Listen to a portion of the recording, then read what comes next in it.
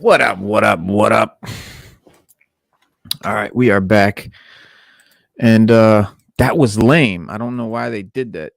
Um talking about copywritten material, but I got it off YouTube, so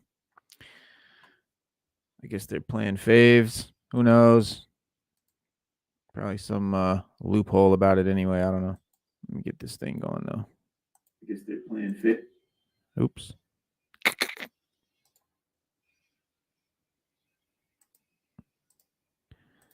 Checking in, Slade in the building. What up? What up?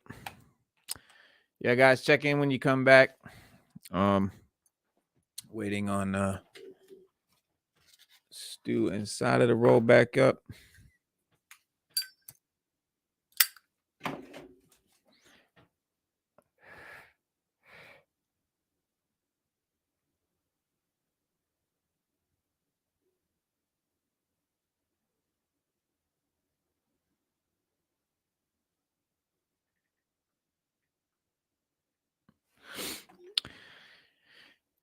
Yeah, y'all. So I guess what they did was they said that they suspended the stream itself because of copywritten material. Obviously, guess it was the Batman movie. Shout out, what's good, Litos. Yeah, I don't know, man. The Empire, right? You know what I'm saying? And boob too. Who knows, man? Who knows? Who knows their what do you call it? Motivations. Who knows? But we're back. We're back. We're back in the building. Everybody's back. So but that was dope, right? That was still a good show. That was still a good little movie. I still like it. No hard feelings. It's DC Power Hour. We talking about the silent film, the Batman silent film version. You can watch it on YouTube, just not on my channel. Yeah. It's out there, so go check it out. It's called Batman, the Silent Motion Picture. And there's also Batman Returns, the silent motion picture, which we watched a moment ago. But yeah, it was they always watch. Big brother's always watching. Always. So, but that's all right. We got plenty to talk about still. Oh, before we get back into DC shit, this is funny. There are wild parrots apparently that are addicted to opiates, to opium. They're the poppy farmers in India. I guess the wild parrots in the area are literally they said they're literally addicted to the opium, and they will come and steal and just tear up and eat all their poppy flowers. Nah. Swear to God. It's crazy. It said the farmers say that the parrots have become so addicted to the opium that they must be on guard nearly all the time to prevent the birds from eating the seeds and getting high. Yeah, that's it's one of the oldest medicinal plants in the world, the opium poppy, and I mean it's going to affect any creature the same way it affects humans. So they're literally getting high on it. Some of the farmers in central India, they've been saying they're on high alert as flocks of these parrots are tearing into their poppy plants for the opium, and the parrots have apparently developed a serious addiction to opium and have even learned when and how to covertly descend upon the plants, and they'll like steal the bulbs and you'll see them like flying off with it, and they'll like take it and and work it and train their little flea surgeons. You know what I mean? Yeah. It's crazy. So the birds are crackheads. They shut you down? Junkies. Yeah, they shut the stream down because I'm not allowed to play that music. Other YouTubers can apparently because I got it from a YouTube channel. So, but anywho, I'm not gonna worry about it. But yeah, my mom had a parrot too, Nornrad. My mom had a parrot, a blue and gold macaw. Actually, she had a bunch of them, but one of them that we got when I was, I don't know, must have been 2 years old, 3 years old or something. The movie E.T. had just come out in the theaters, and my grandma took me to see the movie. And we went and saw E.T. and we got home, and my mom brought this parrot that still had no feathers at the time. So it looked a lot like E.T. basically. And I was, I guess, 3 years old, 2 years old, or whatever. And I came in and I pointed at it and said, "E.T." And so that was the bird's name. And they live a long time. The bird just died. I'm 43. The bird was 43 years old. It just died, and could have lived another 40 years. They live up to 70 or 80 years. These macaws, Damn. and Wow. brilliantly intelligent. I mean, extremely smart, way smarter than any cat or dog or anything like that. Yeah, they talk big time. Yeah, she would say anything, repeat everything, and vocally sound perfect. Yeah, they cuss. Yeah, yeah, they're just parroting. But yeah, that's funny.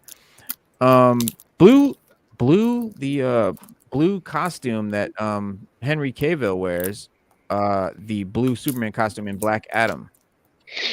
Mm-hmm. He'll wear his blue. He's gonna wear his blue costume, and we scooped that Cavill has his Man of Steel outfit on in Black Adam. So in other words, Henry Cavill won't have his black threads from the Zack Snyder's Justice League. Therefore, a portion of the fandom likely won't receive the news well. I know a lot of people they want the black suit. After all, a number of Snyder fans remain concerned that Joss Whedon's Justice League is canonized in the DCU. Indeed, the black costume didn't exist in Whedon's version. Therefore, the assumption is that The Rock's movies follows Whedon's film. And that's what people are upset about. And if Black Adam considers Whedon's flop makeover the real deal, will the rest of the DCU do too? But that theory doesn't work. Kiersey Clemons returns in The Flash, and she didn't appear in Whedon's movie. Instead, she only appeared in Zack Snyder's Justice League. So Warner Brothers can't canonize both, and it's got to be Zack Snyder's then, because she is in it. She's not in the other one. A Black Adam TV spot added to the confusion, though. Initially, it included 2 seconds of footage from Joss Whedon's Justice League. Consequently, The Rock felt the wrath of the angry Snyderverse followers. Afterwards, the trailer immediately cut off the offending scenes, and The Rock then posted corrected on social media and a fist bump.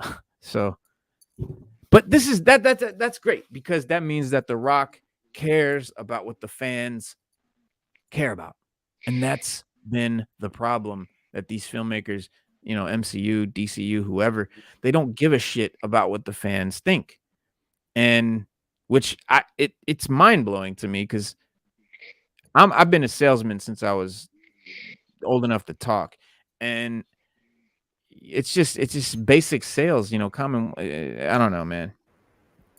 We'll never know. We'll never understand. But we understand. It's just Hollywood. It's not that Hollywood's not smart. However, was that enough to calm the nervous Snyderverse fans? Was while the blue outfit, right? No, but while the blue outfit, will again raise questions, the situation needs to be seen objectively. Superman's traditional costume is blue. All right, it's what everyone knows. When Superman debuted in Action Comics #1 in 1938, he wore the blue. The point is this: Whedon doesn't own the blue outfit. That's not Joss Whedon's Superman. That's just Superman. So as a matter of fact, Superman. Yeah, Henry Cavill had the blue costume on in Zack Snyder's Man of Steel. So in my opinion, he's wearing the Zack Snyder Man of Steel costume, not the Joss Whedon. So fans that are doing that, guys, relax. You're thinking too much. Nonetheless, so they want the black and silver. Well, it's not so much that they care what color it is. They just don't want Joss Whedon's version of the Justice League to be canon. They want Zack Snyder's version to be canon. And so in Snyder's version, he wears black. In Whedon's version, he wears blue. But what they're, so if he's wearing blue in Black Adam, it must mean that they're following the Whedon canon, right? But in Snyder's version, he wore black for a reason. And when Zod came to Earth, he had on a black suit. It was a Kratonian suit. So did Ursa, and so did Nam. So we know they wore the black under the armor. So it's not that his was just different, because they made his different. So it's different than the traditional black Kratonian ones. Yeah. And like you said, it doesn't belong to either director. It's just canon. Just Superman. Yeah, it's just it's Superman. not even like some of the Snyderverse fans are very jaded. They act like he's never supposed to wear blue again. Those Right. people, it's just like, okay, whatever. Yeah. Yeah. Oh, Zack he's going Snyder's to wear blue movie- again. Oh, he's going Yeah. to wear blue again. They're not going to. Zack That was Snyder's- just. Zack But Snyder's at the end movie of- with the black suit was not saying that this is now Superman for Zack Snyder's. Like Stu just said, he wore it for a reason. It was the reason that he had the black suit on in that movie. It wasn't Zack Snyder saying, "This is how my Superman looks." Right. You see? So Plus, he also wore the black suit because it helped him when he came back to life. Even in the comic, his body was weak, so Right. the black suit helped him absorb the the healing sun's suit. rays better. It helped Yeah. them heal faster. For Zod and the rest of them, it was the same thing. It just Right. helped them adapt Get the to powers that from the environment better, right? Because, like Zod said, I spent my whole life training to be a soldier, doing what I do. It took you a while. Look how hard it was for Superman to even try to fly. Zod did it in Right. what, just a couple of days. yeah. So that was the difference. Yeah, and the black costume is unique to Snyder's version of the movie, but he adapted it from the comics too. Like that, the black suit is not Snyder don't own the black suit. Yeah, it's just not And even what- worth like a detailed explanation. Like y'all just gotta relax. Yeah, Any ounce of basically. color is not automatically Joss Whedon. Like, come on, guys. right. They do. Exactly. They do. It's a DC thing. Mhm. It's a DC thing, and it's always going to be a Most- DC thing. The most important thing is that Cavill is returning as Superman, guys. Let's not lose focus. That's true. That's the great That's part. true. Yeah, that's it. So, you guys, we're getting what we want here, guys. It's good enough. We can but speaking of Superman, his electric blue form in the comics. Let me get you guys this. So this is John Kent's Superman is transforming into a new electric form for the Lazarus Planet, mimicking his father's controversial redesign.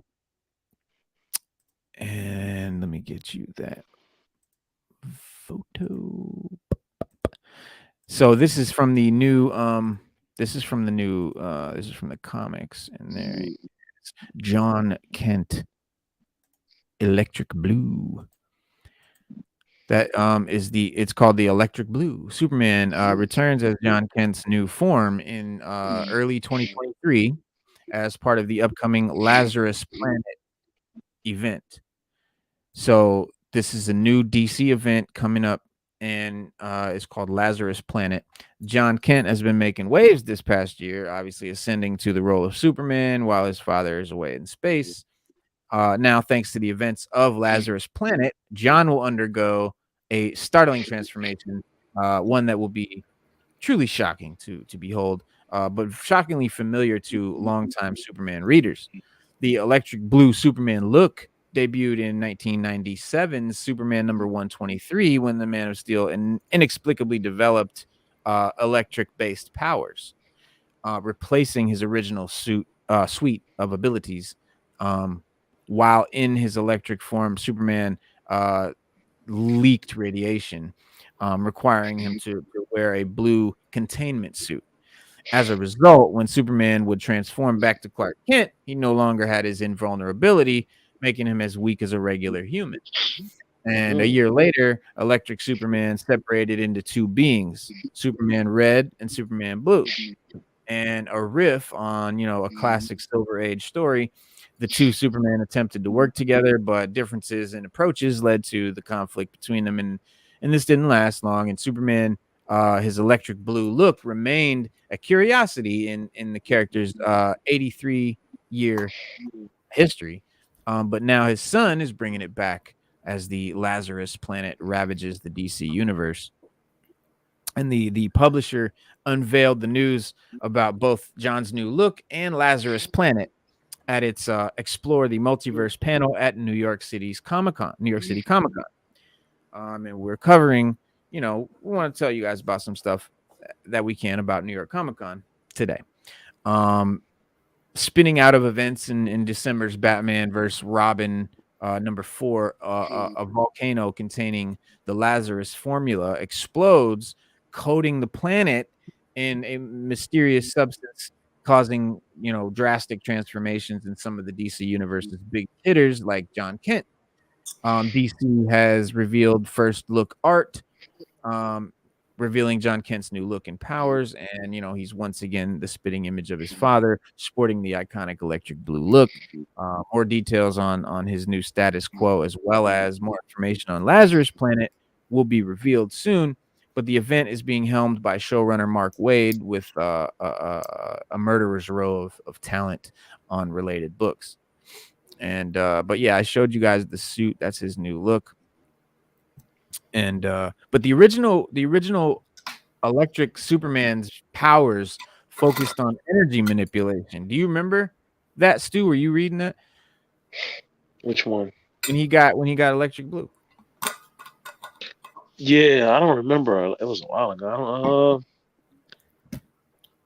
His blue form. I read a little bit of it. Yeah, I remember his blue form. It was like his ultimate. It's like his Dragon Ball Z. Yeah, that's what. Yeah, like he can. It's like Super Saiyan mode for him. Right. I actually had the comic, or 2 comics where they actually really talk about it. For me, it was okay. I just think it's just another way to make Superman OP, like they always do. And I think it wasn't a really big deal, but it was just another way of them just showing you, Superman has more potential than some of the other heroes who we know are stronger, like Shazam and Black Adam, and just to name a few. But he just, I don't know. They just always find a way to make him OP. Just always find Superman. A way. Yeah, I think it was something like blue and red. I think it was something like he soaks up too much energy. He can like focus the energy, and I forget. I gotta read the comic again. It was about a year or two. It was about a year or 2 ago. I read it. I was like, wow. That was funny. Norman said Ezra Miller reminds him of Jeffrey Dahmer, getting away with everything. I heard Ezra was called in for reshoots on Flash. Yeah, reshoots. I was getting ready to say, yeah. Oh yeah. I saw that. We reported that last Saturday. He's he's in. I mattered 2 Saturdays ago because he's fully in there. They're doing reshoots. They're not letting him go. They're not recasting. The movie is a go as is, and that's it. I'm gonna take it for what it is, and they're just doing reshoots for that movie, and then we'll see what happens going forward. I mean, they would be fools to keep him, but I would, considering they've literally never applied a consequence, I wouldn't be surprised if they kept him going forward. I don't think they'll keep him after this movie, unless I'm taking it for what it is. They're just bringing him in for reshoots, and then he's gone. But we'll see. Unless he does some sort of major, transformation or does some, rehab program or whatever it is, something that makes, people go, oh, he's changed or he's getting better or whatever. That'd be the only way I think that he'd go on past this movie. Like, he already did that press release statement a while back. So it'd have to be big. That's part 1, I guess. Yeah. Apologies ain't gonna cut it. Like, he's gonna have to do some drastic changes, like changing his lifestyle or something. Like, do something that people can really look and see. He's not just saying I'm sorry and is gonna do it again. Like, he's a changed man kind of thing, which he's got time, I guess, until the movie comes out and all that. And if it's a huge success and people love it and they praise him, then they will work on him and try to get him to do those rehab type shits and all that, because they want to keep him on. But he, like I said, man, it's got to be something really goddamn amazing for that, I think, for them to do that. Because like you said, Sada, they'd be morons to do it, to go through this again. Because look what they almost just lost. You know what I mean? This almost cost them hundreds of millions of dollars. So. But back on Superman's blue.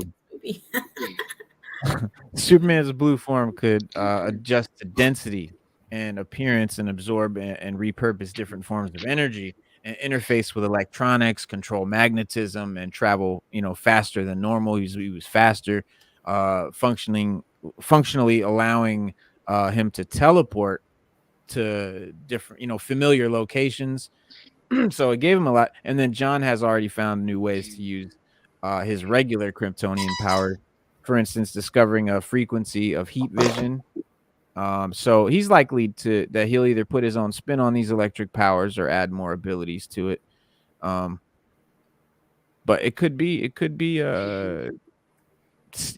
since adopting the heroic identity of Superman, John Kent has emerged from his father's shadow, really, and with the electric blue look, it kind of gives him a perfect opportunity to continue his evolution, stay a prominent character when Superman comes back from space and reclaims the mantle or whatever. Well, he's supposed to be dead. We don't know if they died or not. It was an event that happened. Black Adam was there. He escaped, and he came back and told him, "Look, they all died." So he's actually right now forming a new Justice League, and he wants to be a leader. So right now he's trying to take over that role, and it's not going too well. So we'll see what happens. Right. Yeah, and Clark, and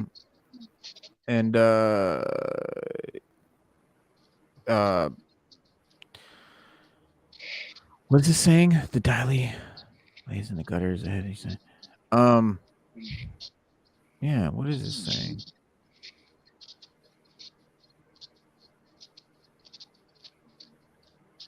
Lazarus Planet is their magical crisis.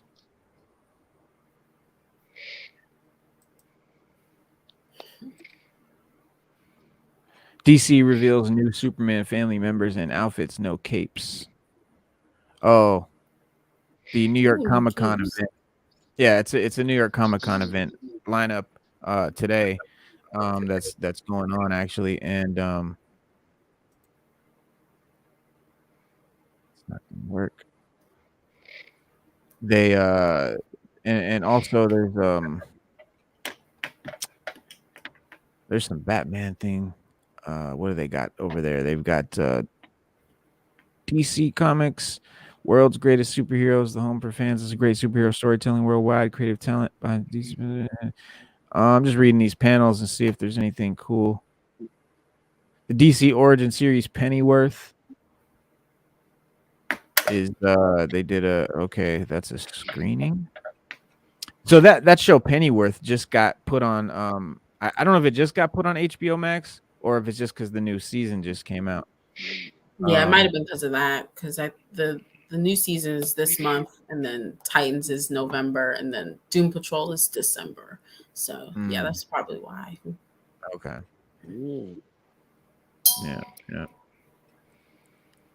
Yeah, these are all yesterday's news. Okay, so Superman. So Saturday. All right, so guys, at the DC Comic Con, it says today at 1:45.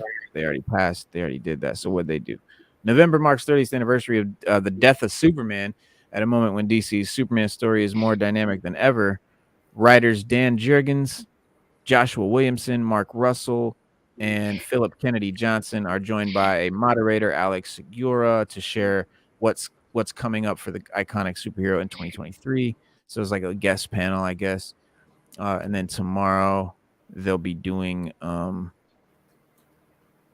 villains and superheroes, Gotham City and its denizens of supervillains and superheroes panel.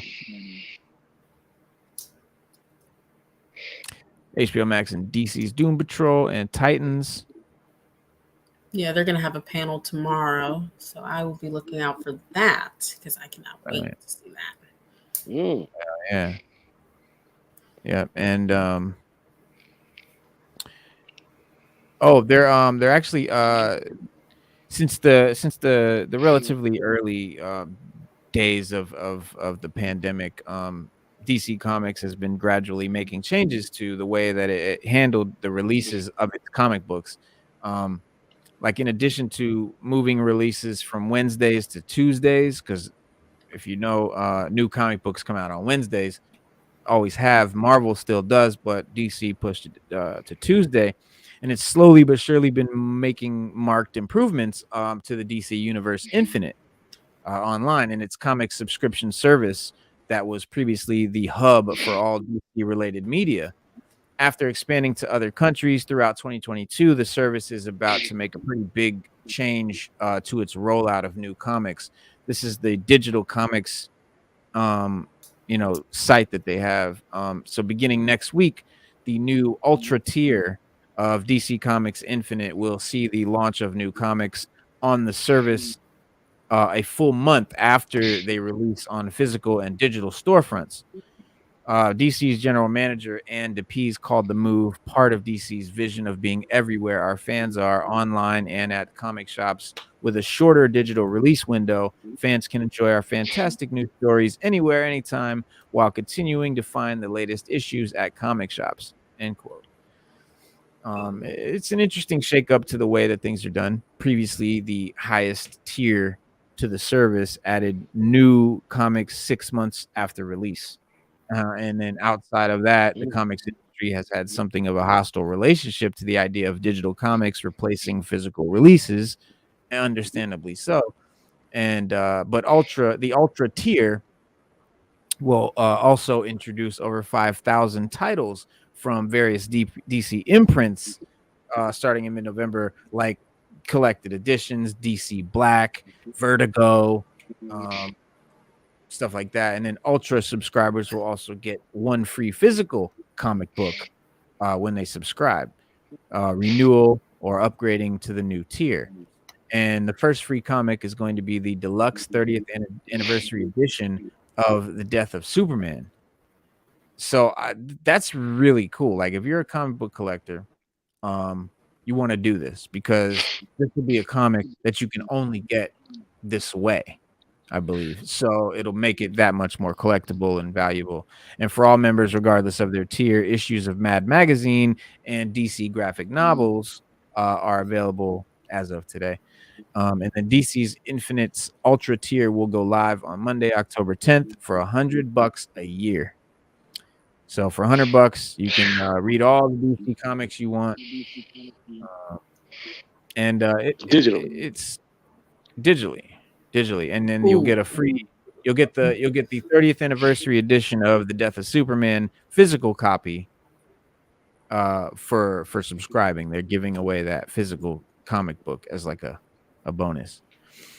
So that's pretty cool. But I'm not the biggest digital comics guy. Like I literally only read digital comics if it's a comic that I cannot afford or cannot find and just have to read. But I don't like make a habit of it because I like physically holding the book, and it's just different. It's a different experience somehow. I don't know how, but it just is. Trust me. They're more convenient, but I'd rather have the book. Yeah. As well. Yeah.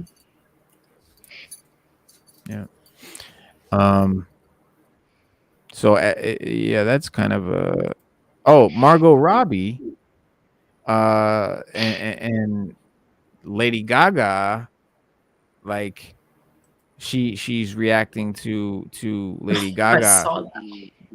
Yeah, like since making her debut in Suicide Squad, Margot Robbie's Harley Quinn has definitely become like a staple of the DCEU. And she's, in my opinion, like she kind of owns that character, man. I disagree with that, but I see where you're coming from. It's like Hugh Jackman's Wolverine. I don't think Hugh Jackman owns Wolverine, but for the public, in the public eye, he's the face of Wolverine. Like Christopher Reeves was the face of Superman, right?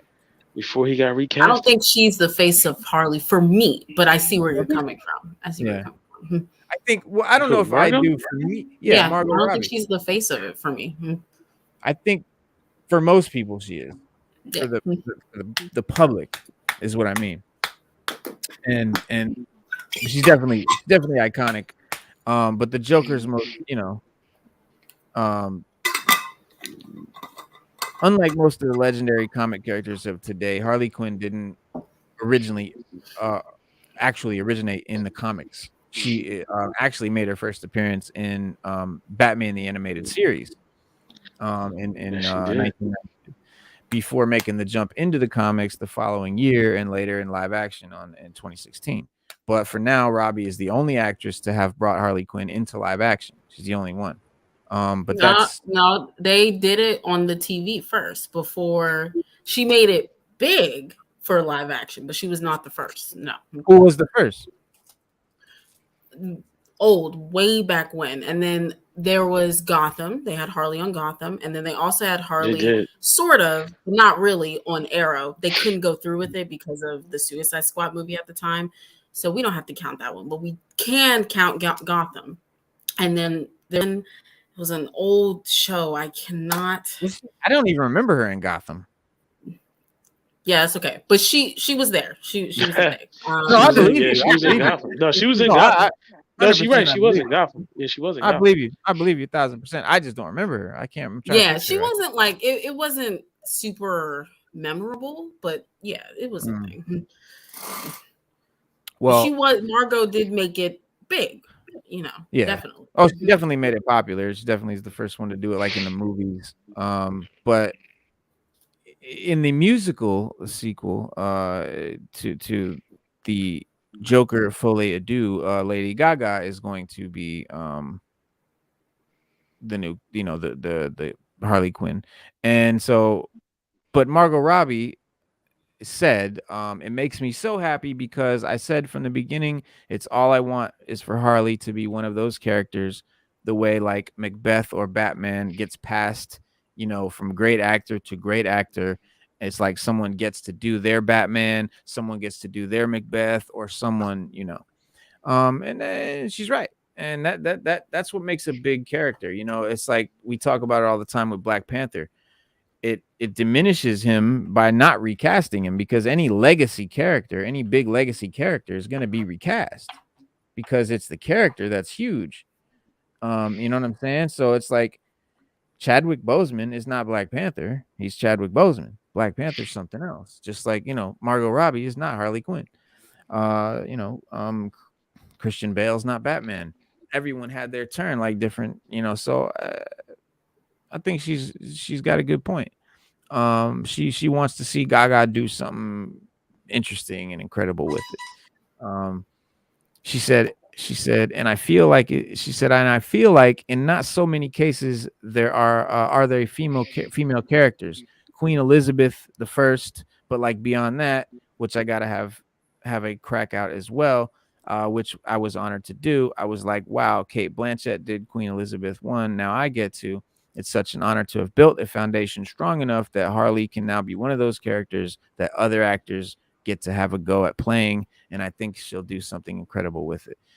Margot Robbie's British? I didn't know that. See, that's where she loses me. She's very arrogant when she says that, when she claims that she built the foundation for Harley Quinn. No, you did not.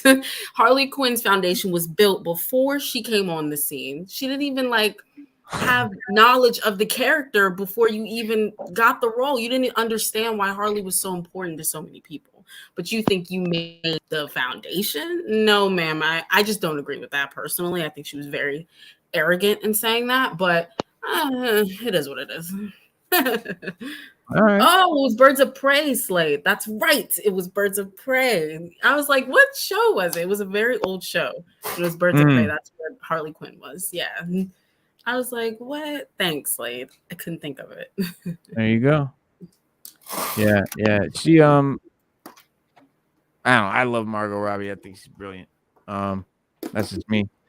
But Ben Affleck and Robert Pattinson are both currently active as Batman across different universes. DC has shown a clear willingness to have multiple actors playing the same role at once.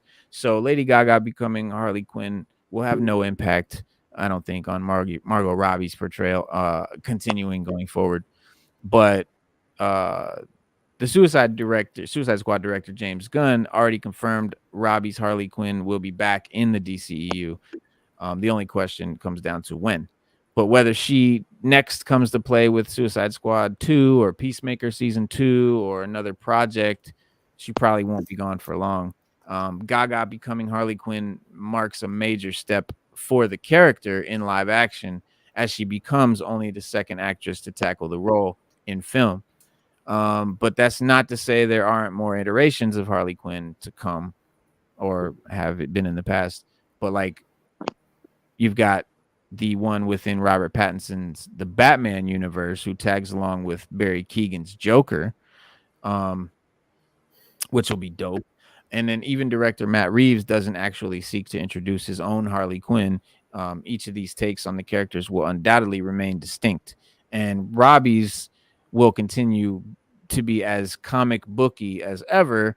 Gaga will bring a musical interpretation, and then the Batman would likely do a more realistic take. And yeah, so I didn't even know that she was going to be in the Batman 2 with the Joker. And then because even though the future of Warner Brothers Discovery and the on-screen DC universe remains in question, we know Robert Pattinson's The Batman is strong as fuck and solid and its own thing. Because it had a huge box office run. And then, Matt Reeves and his production company signed a deal with Warner Brothers. So that's in stone, paving the way for a sequel to the Batman, and the green light for Colin Farrell's The Penguin spinoff series, which we'll have to see when that's coming in a second here. But while the timeline for the next movie, the Batman 2 franchise, has yet to be revealed, fans are already speculating about who's going to return, and whether it will be Barry Keoghan's Joker or not.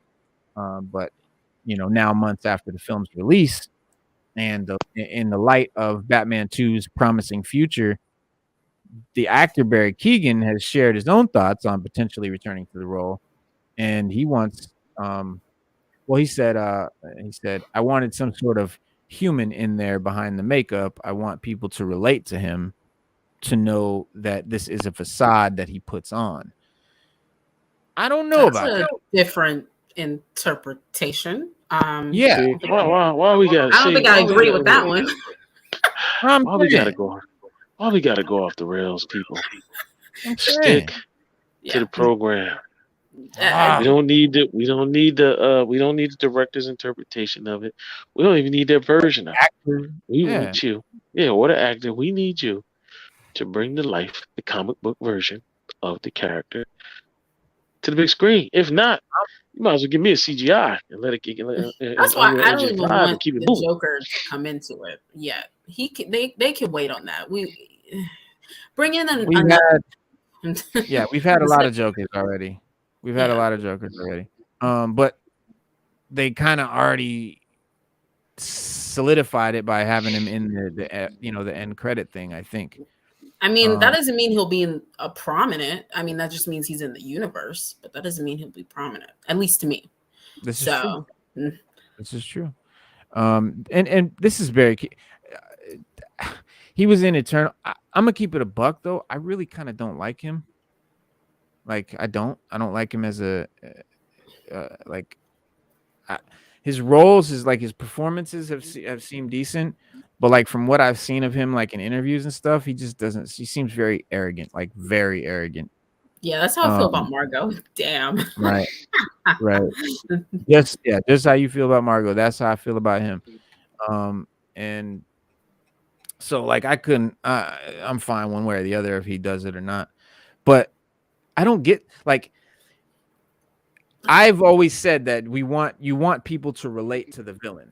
100%. You want people to relate to the villain, understand the villain, care about care about him, not care about him like how you care about someone you love, but like giving a fuck if he's on the screen or not. But he's, Joker's not a guy relatable. He's not supposed to be relatable.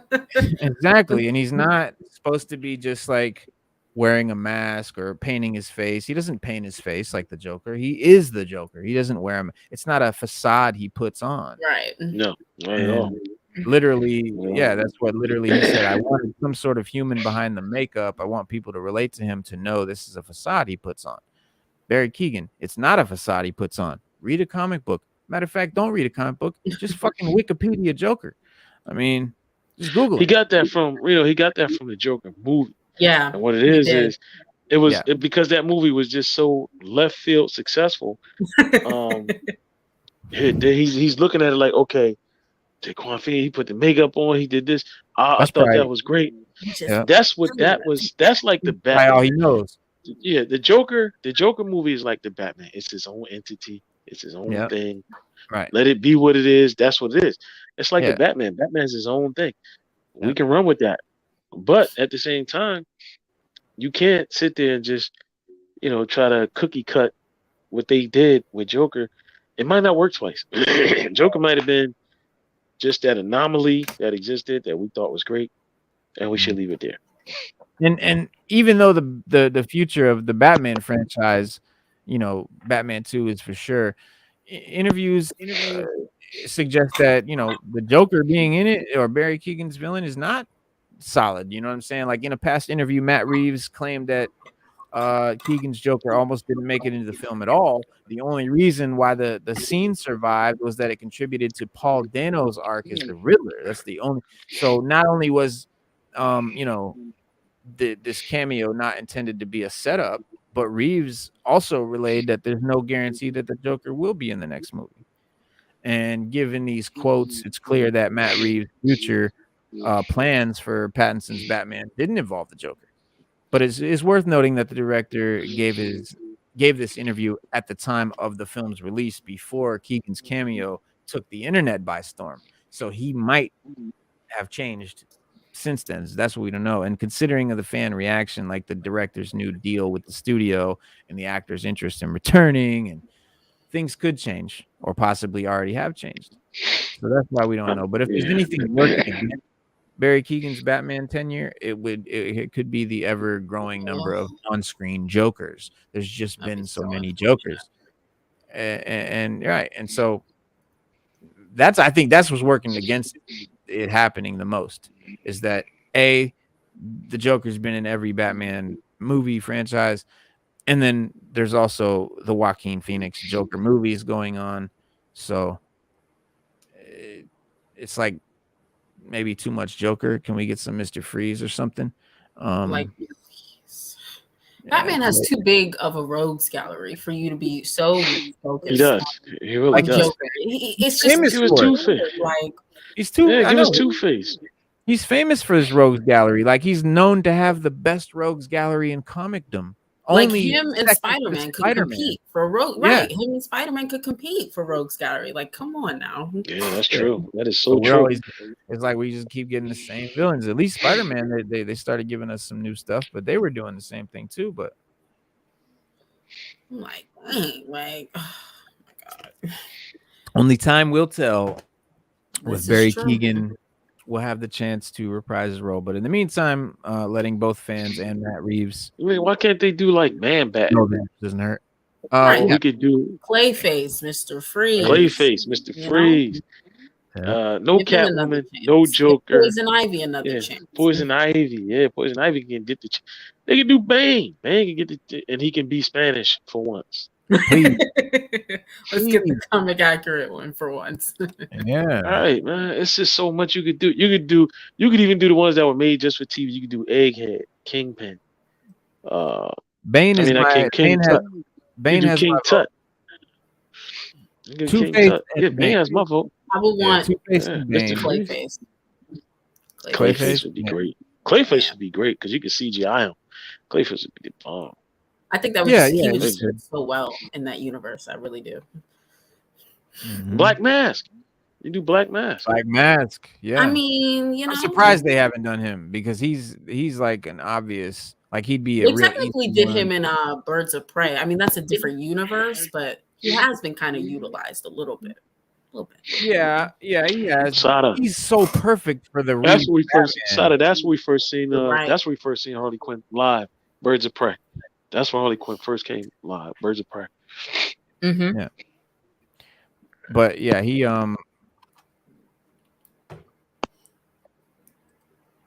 but Joker has a dope new comic book coming out. It's It's called out already. is It's it? out already, and I have it. Oh, Do you have it? Let's see. I don't have it here, but I have it. Yes, sir. It's Well, called yeah. The Man Who Stopped Laughing. Yeah, The Man Who Stopped Laughing. Number one, and his new plan in this comic takes him and his minions all across the United States, but in the process, it also reveals that there's a second Joker out there, and he's got a lot of reasons to go after the other Joker. Now remember, Reno, last year, the Lazarus chair. Remember, Batman sat in the Lazarus chair and asked why he couldn't beat the Joker, and he said, "Which one?" And he said, "What do you mean?" He said, "Well, there's three." So we know there's three different Jokers. Well, we got the Three Jokers comic. Right. Yeah, I mean, we know there's a Three Joker comic. Right. Well, we know it's three, but we know the Lazarus chair told Batman there's three Jokers. Mhm. But he didn't describe each one in detail until we got the Three Jokers comic. Right. So now it's going to be interesting to see how this plays out. Yes, it will. And these are some of the shots from it, but nice. It will be, yeah. It's beautiful. The art's phenomenal. But this is primarily focused on the return of Joker to Gotham City, attempting to reestablish himself, and he cuts through many of the up and coming criminals, capturing some of them and executing them in front of Two-Face, Riddler, and Black Mask in a bid to win their loyalty. Unimpressed, the three villains tell the Joker to leave Gotham. After a tense sort of moment, he agrees. And his new plan sees him bring his specific brand of chaos to the entire United States, with his henchmen all across the country slaughtering people with seemingly little resistance, little restraint. But as his plan broadcasts across the country, the story shifts to one of his victims who has an important secret. One of the many criminals seemingly murdered by the Joker, an unnamed, unknown man is revealed to have survived the normally fatal gunshots. After escaping, the henchman who intended to bury him and making his way into a small dive bar, the man finally pulls off the bag that's been concealing his identity since the beginning of the issue, revealing that he looks exactly like the Joker. It's an interesting twist, as the presence of a second Joker complicates a number of different stories, least of all the villain's apparent plans for the rest of the country. It also raises a number of questions about which one is the real Joker. This is not part of the Three Jokers universe or whatever. I guess this is something that it's not. That's not part of that storyline. Yeah, that was my point. It wasn't part of the Three Jokers unit. It's part of. Remember when Batman sat in the Lazarus chair? It's part of that to explain that whole thing. Mhm. How, because Batman didn't even understand. He was like, "Oh, there's three of them, really?" Like, right? Because and the Lazarus chair only said there are three. That's why you can't stop them, because there are three. Yeah. And Batman's been perplexed about that since then. Yeah, because with the Three Jokers storyline hinting that there were multiple iterations of the Joker out there, there's also a chance that the new version of the villain has something to do with the man Joker murdered and disguised himself at the conclusion of the Joker War. The villain has been largely absent from the Gotham scene since that crossover, since the Joker War, and setting the stage for a second one to seemingly rise in its place. And there's also a possibility that the Joker currently in Gotham City is the real Joker, while his counterpart is some duplicate. The one that is leading the story might be the duplicate. And then the Joker going on the cross-country tour is clearly portrayed as the version of the Joker who was recently concluded in the Joker solo series that just ended. Given the pink false eye he took to use after his former minion Harley Quinn shot him in the end of the conclusion of the Joker War, and then he's proven himself to be very dangerous and hasn't given any indication that he's not the Joker. So, but the presence of the second version of the character throws everything into question, especially in a setting like the DC universe, where variants of established characters not only exist but can hop between the worlds. And the mystery of the second Joker also raises some serious questions about the character and the kind of role he could play going forward. So I think it does relate to the three Jokers. It is off of that, so it is part of that universe. It's just the way that they're breaking it down is very, very interesting, very intriguing. So you got to let me know when you read that, Stu. Yes, do let us know. I'll be reading it. I'll be reading it. What does a guy have to get a drink around here? I'll do it tomorrow because today I'm reading One Bad Day. I'm reading the Two-Face and the Riddler. One Bad Day. Nice. That's a good one. Yeah, because I'm actually on a quest to collect all of them because they're doing Batman's whole role gallery. Ooh, that's gonna be yeah, they're doing one shots for them, and there's nice. Batman One Bad Day. Yeah, and it's all. Yeah. Was this the three Jokers? Ooh. Yeah, the hardcover. Nice. I haven't read the Three Jokers yet. How was it? It's still sealed. I don't want to open it. Oh, jeez. This is the example of something I'll read digitally because I'll probably just read the digital version that way. I was going to say, you might as well get you a digital subscription and do what you got. Keep it intact. That's the only. It will be valuable one day. Yeah. It will be. I would send it off and get it tagged and slabbed. Oh yeah. Well, it's a hardcover. It's a hardcover book. You can't slab it. Why not? You slab video games. You slab video games. I've seen video games get slabbed. I've seen. No, I know they slap video games.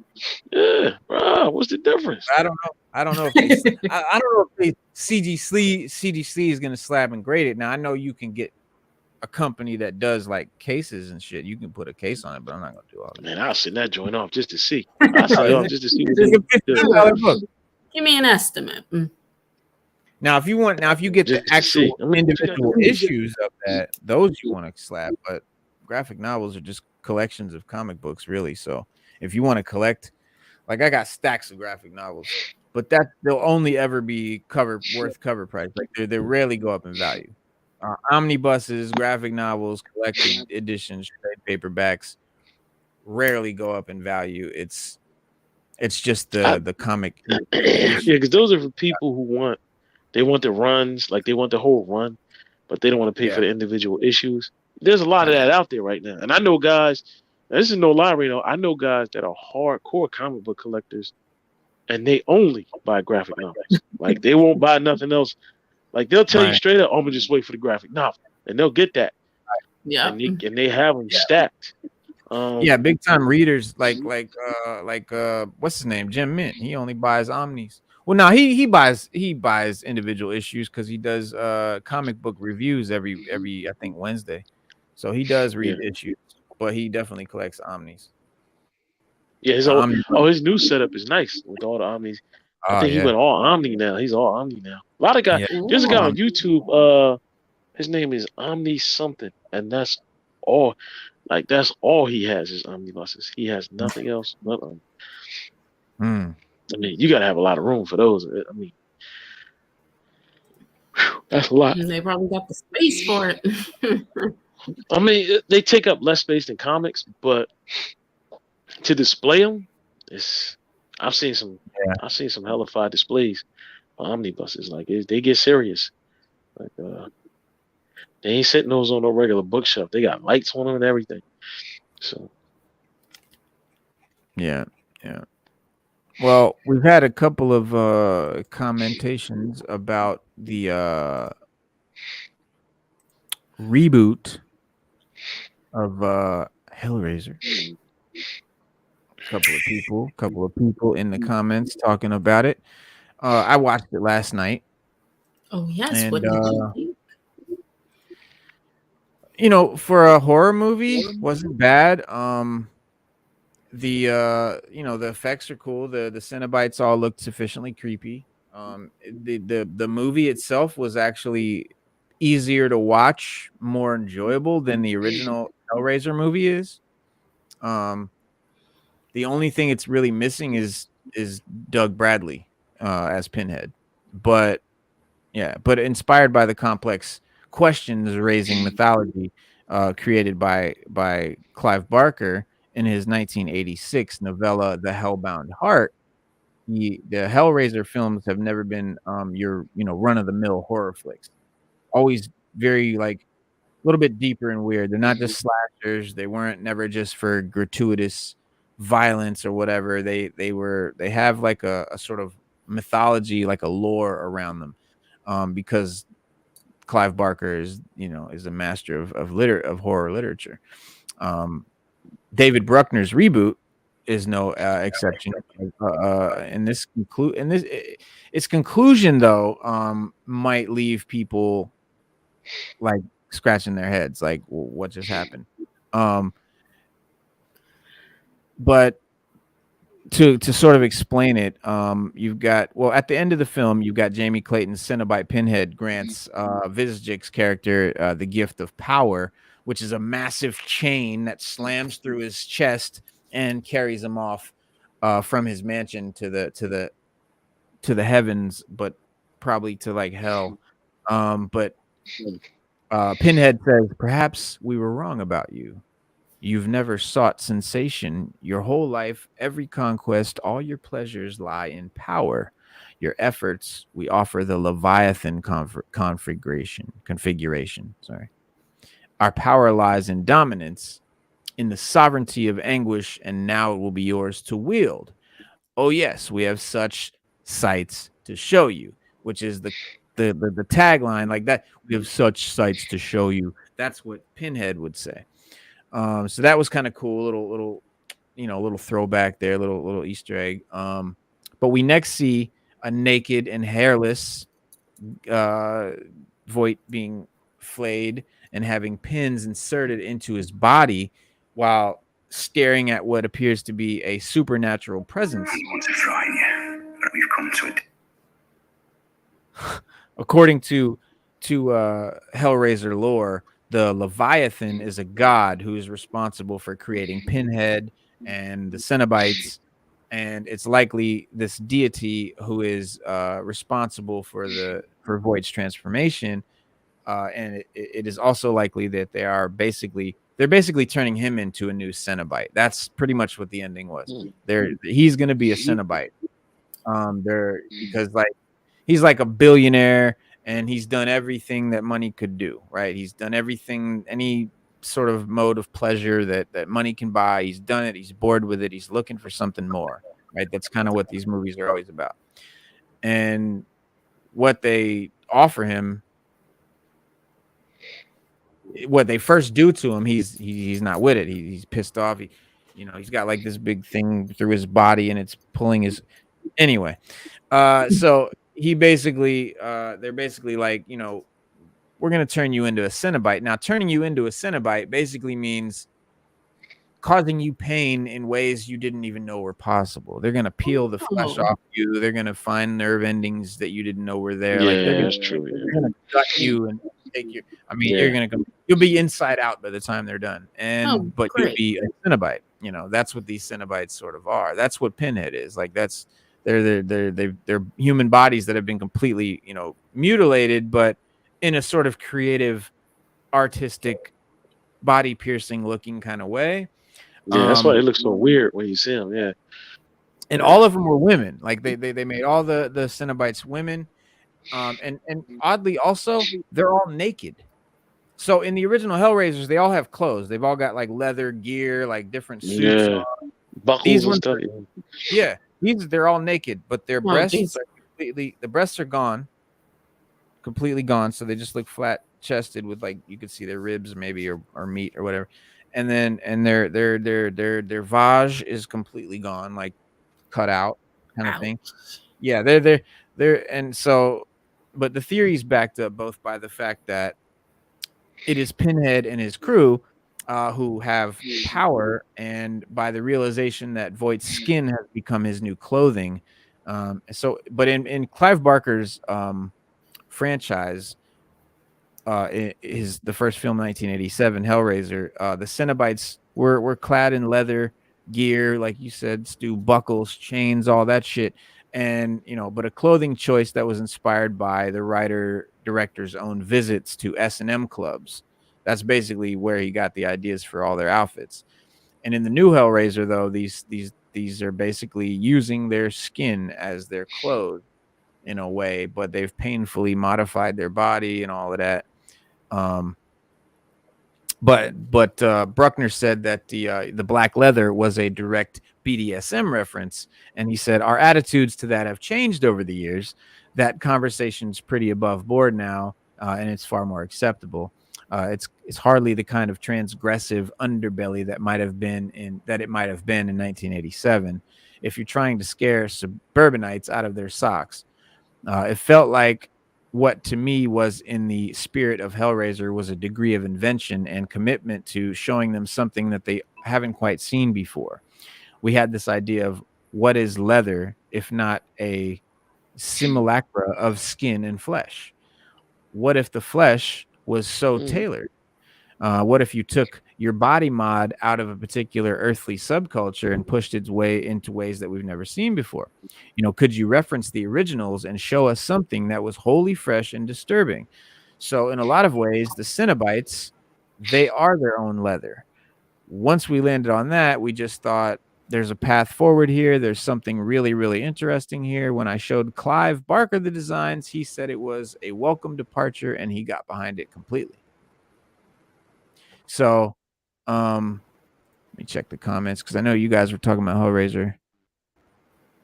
It looked like he was turning into a male Pinhead at the end. Yeah, basically, not technically Pinhead, but a Cenobite, one of the creatures that Pinhead is. He's becoming one of them. Wait, it's a reboot of Hellraiser? Where was I? Yeah, it's on Hulu. Yeah, I think it just released. I think, so did Werewolf by Night. Werewolf by Night just released too. I know. I gotta watch it. I gotta watch that. 55 minutes. I was like, dang, we've got a 55 minutes. Disney. Wow. That's the most we've gotten for the Disney Plus. Yeah. I was like, wow, I was impressed. I didn't know what to do. Yeah. I was like, wow. Yeah. But Comic-Con, man, we got a lot of shit that came out at New York Comic-Con. We got the Star Wars High Republic panel.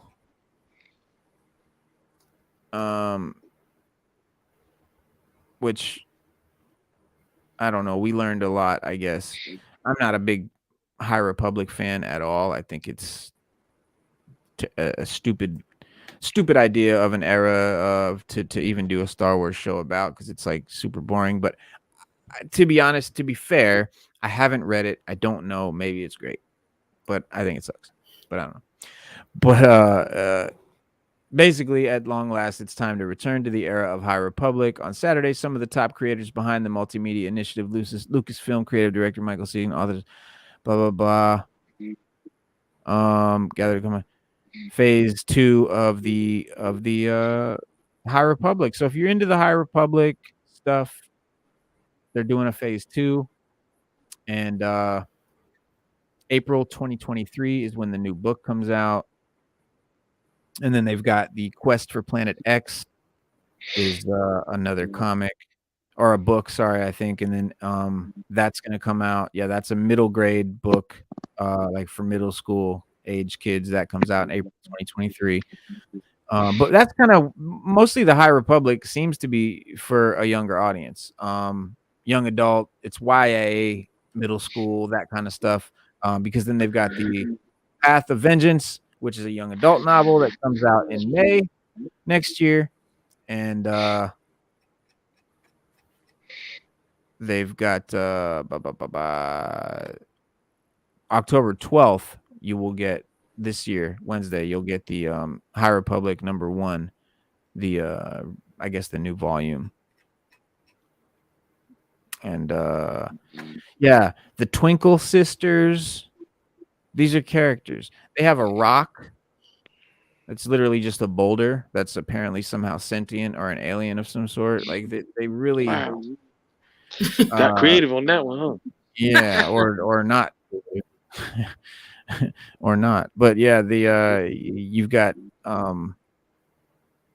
there's a new character concept and art and interior pages they gave us. The second issue in phase 2 relaunch of Star Wars: The High Republic Flagship comic series featuring Kraton and the Twinkle sisters. We don't want to mess with the Twinkle sisters. They sound very dangerous. Just so threatening and imposing figures. Yes. Love I mean, it. their name alone strikes fear in the hearts of many. And then you got the Blade of Bardota is coming out. So that'll be but yeah, basically a lot of cool High Republic stuff is coming out if you're into the High Republic. And I'm not too excited about it. I'm not. Yeah, I don't care. Yeah, I'm not too excited about it. Matter of fact, I haven't even. Look, man. Listen, I got you. Something. Star Wars is a tough nail to swallow, man. With Disney, because of what they've done to it, man. They've given us almost nothing, and when they have a chance to give us something good, they drop the ball, right, every time. Andor. That's it. That's all that's been good. Yeah, they do it every single time. The last 3 movies they could have kept. A lot of people don't like them. And Kathleen Kennedy, she doesn't care about any of the old characters. She said we need to move on. So if that's the case, why didn't you just do that with those other 3 movies? Just give us all new characters, all new stories. They wanted to make Luke Skywalker look like a hermit drinking blue titty milk out of walruses. That's what they had to do that. That's how they killed the patriarchy. Whatever. And then people don't want the old characters in new movies because they say every time they kill them. After they kill Han Solo, Princess Leia died, but she died of natural causes. But this, then they kill Luke. They wouldn't have killed Leia. Yeah, they wouldn't have killed Leia. If Carrie Fisher didn't die, they wouldn't. Because she's a female. Can't kill females. Yeah. Females. And so, I agree with a lot of people when they say that she's trying to feminize Star Wars. I agree with that 100%. Well, she is. I think that's true. Yeah, I think she said it. I mean, it's not. They're not hiding it. She said as much. Like she's admitted that. So it's not even a secret. It's not even speculation. That's just literally what she's doing. She wanted to feminize it, and why I don't know. It's like, let's take a franchise that mostly is for mostly little boys have been into, and let's make it for girls because that's what you do. But yeah, they're going to start making Barbie dolls with machine guns and whatever. But you'll be into this, Stu. We got Shatner. Look at him. Check him out. Going to space. Shatner going to outer space for real. Oh, in real life? Yeah. He went. That was a few months ago. He went. He said it was like. He said it was. I mean, the way he talked about it, he was like it was. He's 90-something years old, bro. Yeah, like 90, like he going to space. I seen him. Listen, bro. I seen him riding the horse the other day. He jumped off the horse and came running down. It was like, oh, what's up with Shat? I was like, yo. And he's like, man, he's going out with a bang. Yeah, he's still getting around for 90-something years old. Hell yeah. Well, in this exclusive excerpt from his book, William Shatner's book, Boldly Go, Reflections on a Life of Awe and Wonder, the Star Trek actor reflects on his voyage into space with Jeff Bezos' Blue Origin space shuttle on October 13th, 2021, when he was 90 years old. He became the oldest living person to travel into space. But as the actor and author details, he was surprised by his own reaction to the experience. What he says is, "So I went to space. Our group, consisting of me, tech mogul Glenn DeVeers, Blue Origin vice president and former NASA International Space Station flight controller Audrey Powers, and former NASA engineer Dr. Chris Bougen, had done various simulations and training courses to prepare, but you can only prepare so much for a trip out of Earth's atmosphere. As if sensing that feeling in our group, the ground crew kept reassuring us along the way. Everything's going to be fine. Don't worry about anything. It's all okay. Sure, easy for them to say, I thought. They're on the ground. During our preparation, we had gone up 11 flights of the gantry to see what it would be like when the rocket was there. We were then escorted to a thick cement room with oxygen tanks. What's this room for? I asked casually. Oh, you guys will rush in here if the rocket explodes. A Blue Origin fellow responded casually. A safe room, 11 stories up, in case the rocket explodes. Well, at least they've thought of it. When the day finally arrived, I couldn't get the Hindenburg out of my head. Not enough to cancel, of course. I told myself, be a professional, and I was booked. The show had to go on. We got ourselves situated inside the pod. You have to strap yourself in a specific order. In the simulator, I didn't nail it every time. So as I sat there waiting to take off, the importance of navigating weightlessness to get back and strap into the seat correctly was at the forefront of my mind. That and the Hindenburg crash. There was a delay. Sorry, folks, there's a slight anomaly in the engine. It'll just be a few moments. An anomaly in the engine? That sounds kind of serious, doesn't it? An anomaly is something that doesn't belong. What is currently in the engine that doesn't belong there? More importantly, why would they tell us that? There is time for unvarnished honesty. I get that. This wasn't it. Apparently, the anomaly wasn't too concerning because 30 seconds later, we were cleared for launch and the countdown began. With all the attending noise, fire, fury, we lifted off. I could see Earth disappearing. As we ascended, I was once aware of pressure. Gravitational forces pulling at me. The G's. There was an instrument that told us how many G's we were experiencing. At 2 G's, I tried to raise my arm and could barely do so. At 3 G's, I felt my face being pushed down into my seat. I don't know much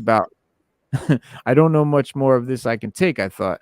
Will I pass out? Will my face melt into a pile of mush? How many G's can my 90-year-old body handle?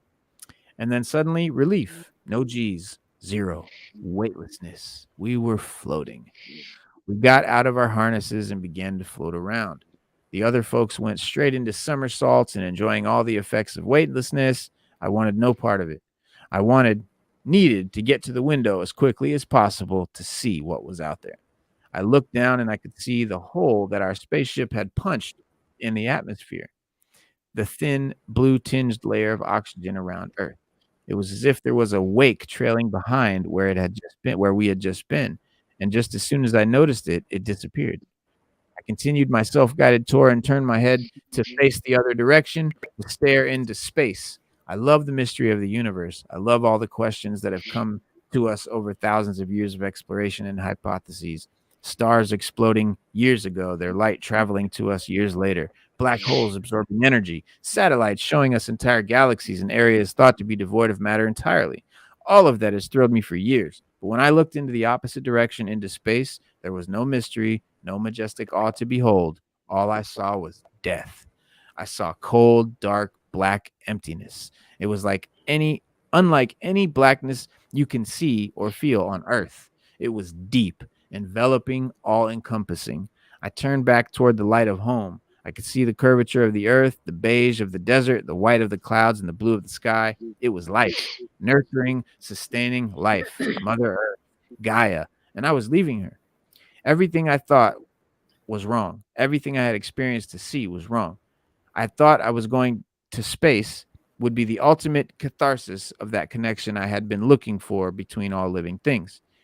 That being up there would be the next beautiful step to understanding the harmony of the universe. In the film Contact, when Jodie Foster's character goes to space and looks into the heavens, she lets out an astonished whisper, "They should have sent a poet." I had a different experience because I discovered that the beauty isn't out there. It's down here with us. Leaving that behind made my connection to our planet even more profound. It was among the strongest feelings of grief I have ever encountered. The contrast between the vicious coldness of space and the warm nurturing of Earth below filled me with overwhelming sadness. Every day we are confronted with the knowledge of further destruction of Earth at our hands, the extinction of the animal species of flora and fauna, things that took 5 billion years to evolve, and suddenly we will never see them again because of the interference of mankind. It filled me with dread. My trip to space was supposed to be a celebration. Instead, it felt like a funeral. I learned later that there was none of that I was not alone in this feeling. It's called the overview effect, and it's not uncommon among astronauts, including Yuri Gagarin. Michael Collins, Sally Ride, and many others. Essentially, when someone travels into space and views Earth from orbit, a sense of the planet's fragility takes hold in an ineffable, instinctive manner. Author Frank White first coined the term in 1987. There are no borders or boundaries on our planet except those we create in our minds or through human behaviors. All the ideas and concepts that divide us when we are on the surface begin to fade from orbit and the moon, the result of a shift in worldview and identity.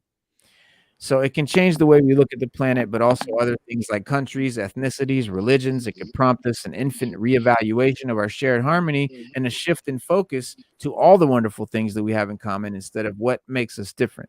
It reinforced tenfold my own view on the power of our beautiful, mysterious, collective human entanglement, and eventually it returned a feeling of hope to my heart. In this insignificance we share, we have one gift that other species perhaps do not.